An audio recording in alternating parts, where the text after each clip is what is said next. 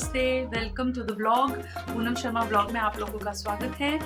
आज है हनुमान जन्मोत्सव। आज के दिन हनुमान जी का जन्म हुआ था और आज के उपलक्ष्य में हम लोग सभी इंडिया में और बाहर भी जन्मोत्सव मना रहे हैं। तो जैसा कि मेरे ब्लॉग में आप हमेशा देखते हैं कि मैं अपना लाइफस्टाइल दिखाती हूँ। तो बच्चे जा चुके हैं मॉर्निंग में स्कूल और रात को हम लेट आए थे मंदिर से। कम से कम हम 3 बज गए थे हमें वहाँ से आते आते। तो हमने दर्शन रात को ही कर लिए थे, पूरी रात मंदिर खुला हुआ था। और यहाँ पे अब मॉर्निंग का टाइम है, मेरे सारे काम हो चुके हैं। हम ये चाय नाश्ता कर रहे हैं तो अब ये निकलेंगे।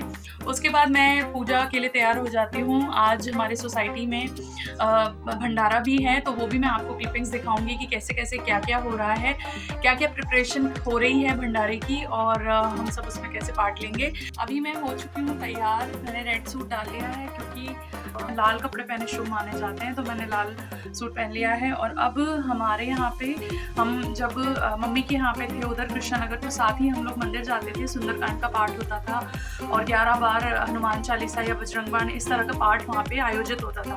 बट अभी यहाँ पे कोई आसपास मंदिर ऐसा नहीं है कि वहाँ पे पाठ चल रहा हो, तो मैं घर पे ही करूँगी पाठ क्योंकि मेरी मान्यता है। और मेरी दादी सास भी, उन्होंने मुझे एक रामायण भी दी थी। तो स्पेशली मुझे इसलिए दी थी क्योंकि वो जब मेरे हस्बैंड बीमार पड़ते थे ना कभी, तो उन्होंने बोला मुझे कि मैं हमेशा मेरे पोते के लिए सुंदरकांड का पाठ करती हूँ और उसका जल पिलाती हूँ। तो अभी आगे भी तुम्हें ऐसे ही करना है। अगर घर पे कोई भी ऐसी समस्या या विपत्ति आती है तो ऐसे ही करना है। तो मैंने जब कोविड के टाइम पे इनकी बहुत हालत ख़राब थी तो मैंने इसको आजमाया भी है। तो सुंदरकांड का पाठ अगर आप हो सके तो घर पे 1 घंटा या सवा घंटा लगता है, जिसको कम स्पीड हो और जल्दी से जल्दी जो करता हो उसे पौना घंटा भी लग सकता है। तो ज़रूर करना चाहिए और सामर्थ्य के अनुसार, क्योंकि हम बाकी सारी चीज़ों के लिए भी बहुत टाइम निकाल लेते हैं, शॉपिंग के लिए और घर से बाहर घूमने के लिए, लेकिन एक पूजा ही ऐसी चीज़ है जो हमें आगे काम आती है। तो इसके लिए भी हमें ज़रूर टाइम निकालना चाहिए।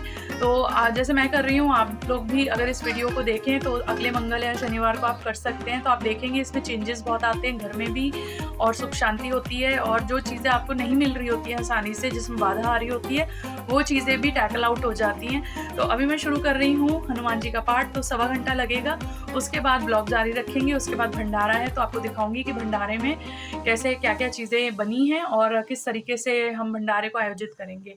तो बने रहिए मेरे ब्लॉग में। यहाँ पे 1 घंटा लग के मैंने अपना सुंदरकांड का पाठ कर लिया था कंप्लीट, और अच्छे से हो गया था मेरा पाठ। उसके बाद मैं गई भंडारे की तैयारियां देखने।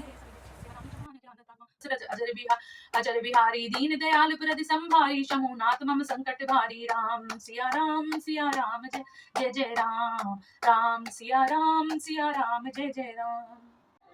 अब भंडारे की तैयारी चल रही है, तो हम वहाँ पे चल के देखते हैं कौन क्या क्या कर रहा है और कैसे तैयारी हो रही है। चलो आपको लेके चलती हूँ, मैं दिखाती हूँ।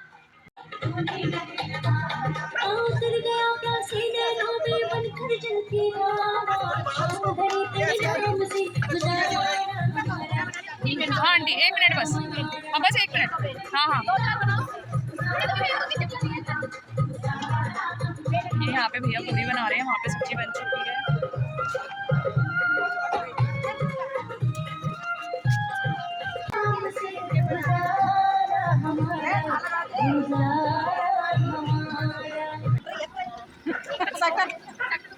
सेक्टर 4 है। जय माता दी। वो दादा की फ्रेंड का था, तो उन्होंने बोला था अभी बोले थे घर खा नहीं देंगे, छोटे घर में नहीं मैंने बोली नहीं रही।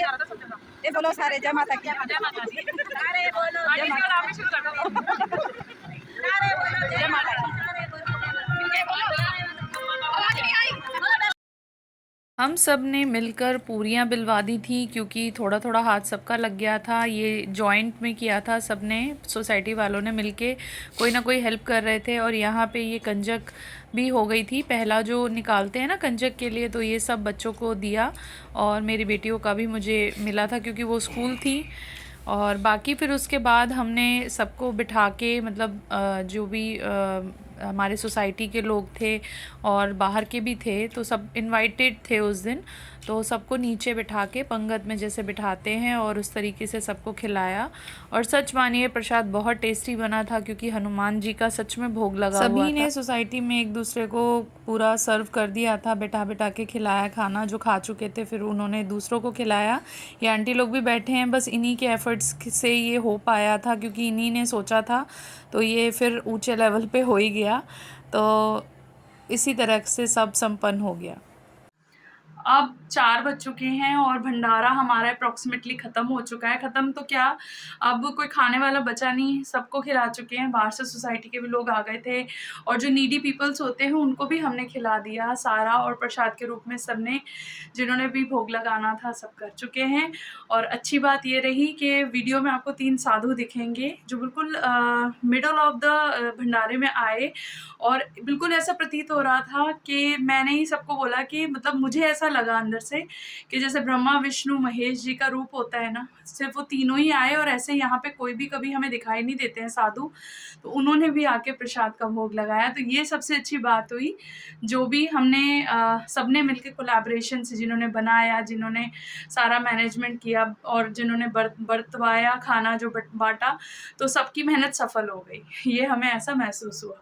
तो अब बस ये व्लॉग यहीं पे एंड कर रही हूँ, क्योंकि काफ़ी थक गई हूँ मैं। पाठ भी कर लिया और भंडारा भी हो गया, और अब थोड़ी देर में बच्चे आ गए हैं। बच्चों को तो मैंने देखा भी नहीं, वो बस प्रसाद खिला के उनको घर में ही स्टे करने के लिए बोला था। तो अब ये व्लॉग मैं यहीं ख़त्म कर रही हूँ, तो मिलती हूँ नेक्स्ट व्लॉग में। अगर आपको मेरे व्लॉग्स पसंद आते हैं तो प्लीज़ एक लाइक तो बनता है, लाइक कीजिए और बेल बटन ज़रूर दबा दीजिए, क्योंकि कुछ लोग मुझे बोलते हैं कि नोटिफिकेशन नहीं आते, आपका वीडियो कब आया मुझे पता ही नहीं लगा।